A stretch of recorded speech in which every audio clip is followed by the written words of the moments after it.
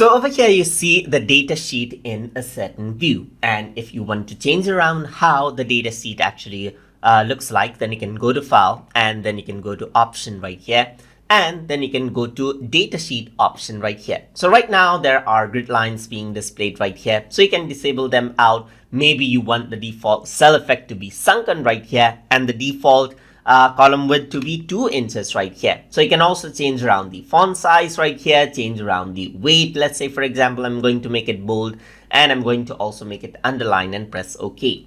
So right away you don't see any effect, but if I were to close this and if I were to open up the table, now you can see the effect right here. So whatever we selected, the new settings has been applied right here.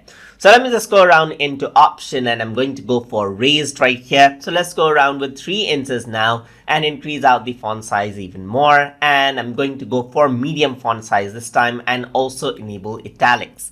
So if I were to close this and double click, then now you can see the effect has been taken into place right here.